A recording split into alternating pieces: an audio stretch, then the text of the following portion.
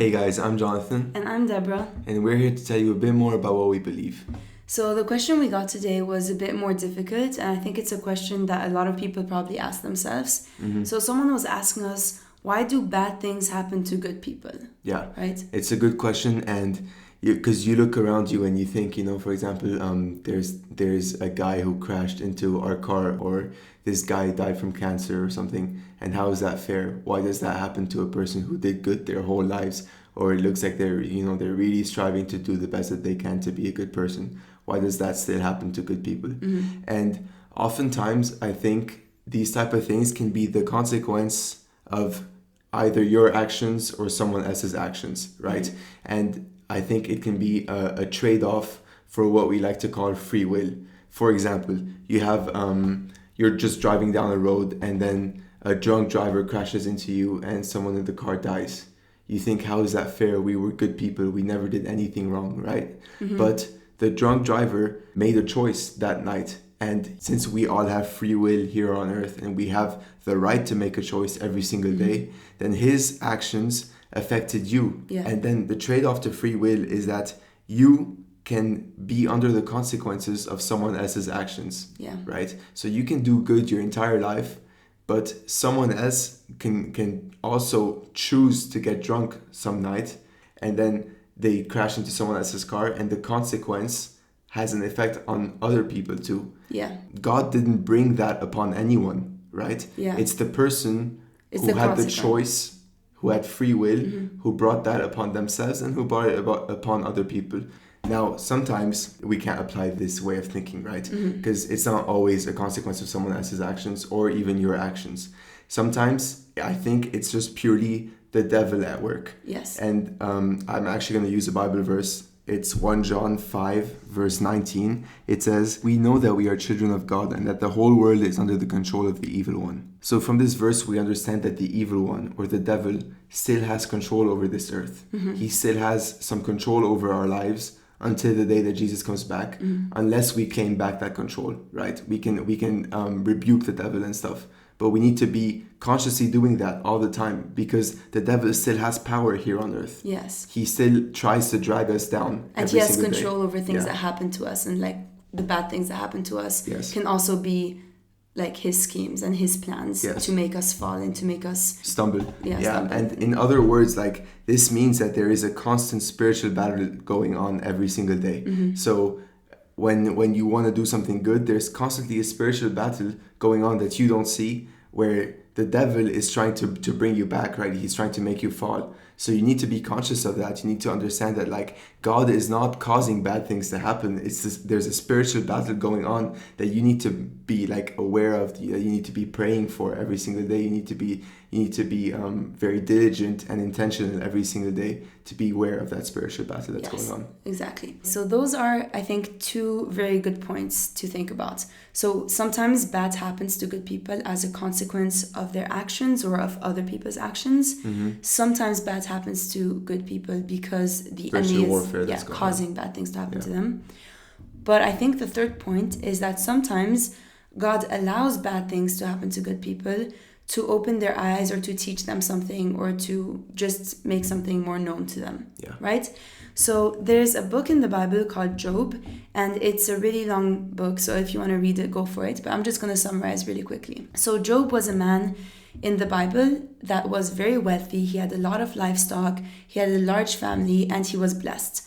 And he was also under the Lord's favor. So the Lord really loved Job. And God even said that Job was upright and righteous. And one day, Satan appears to the Lord, and the Lord actually starts boasting about Job. And he says, "This man is so faithful to me. He's so upright. He's blameless before me." But Satan says, "That's only because you've blessed him his whole life. He's only that way because he's been so blessed. If bad things were to happen to him, he would curse your name." And so God says, "Okay, you know what? I'm going to allow you to torment him, because I want to show you that that's not true. He would not curse my name. I'm going to allow you to do what you want to him, except kill him. Like, his life cannot be harmed." Right? So Satan goes and he causes Job's children to die. He makes Job lose his livestock. And he just basically just makes Job's life very difficult. And still, even though Job is suffering and he's in mourning, he never curses God's name. So eventually, Job's health is affected, and he gets skin sores, and he's in a lot of pain. And he goes so far as to wish he would die, and he curses the day he was born. And he's in agony, and he lost his family and his livestock and his wealth. But still, he never curses God's name.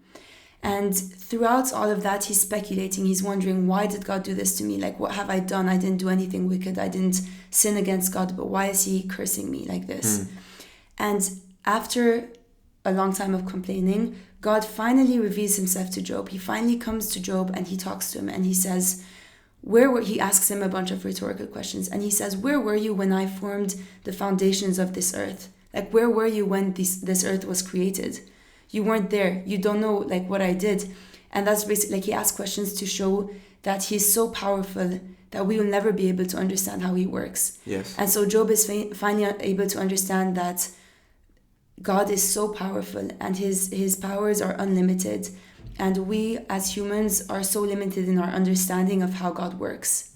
And I think that like that was a point for Job. Like he finally realized, wow, like I don't understand, like, and I never will, because I'm not God. I'm not that powerful. I wasn't there when he created the earth. I don't know how he works, how he thinks, right? And eventually at the end, Job is given all his wealth back. He gets more children. He gets twice the livestock that he had. But he went through a tough time because he had to have his eyes opened to something that maybe he didn't notice before, or he didn't realize before. And then something like that can also become a testimony later on. You know, exactly. God can use it to bring more people towards him. But I think this is a really interesting point, because you're also like saying that God's perspective is so different to ours. Yes, like, exactly. And it's so above ours that we will really never understand what he's doing. Yeah. Right? We think we understand, but we don't. And like even a good example of this is looking at the story of Jesus, right? Not only a good person, but in our eyes, the best person to have ever lived. When he died on the cross, like the disciples were probably devastated. They're like, what? The best person who has ever lived just died. Why would God allow that to happen? Yeah.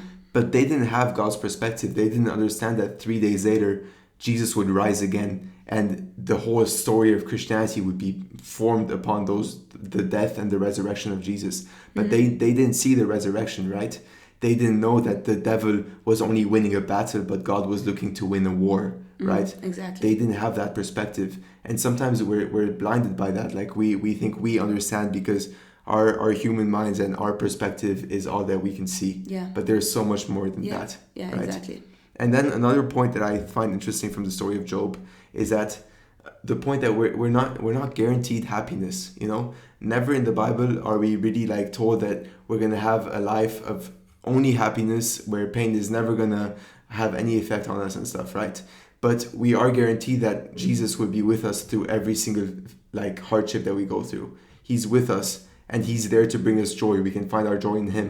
But there will be earthly pains, right? That's just a part of life. Yeah. And like social media nowadays and TV and stuff, they try and trap us in this idea that the point of life is to be happy. Yeah. The point of life is for me to be happy, for me to have a bunch of money, for me to have love or whatever, you know? But that's not the point of life. The point of life is following God's purpose for our life, right? The point of life is getting closer and closer to him every single day, following his heart and doing what he wants us to do. Yeah, and so we just had one more point that we wanted to mention. And so we just wanted to read Isaiah 57 verses 1 and 2 together and then just discuss it for a little while before we finish. Yeah. So this is what it says.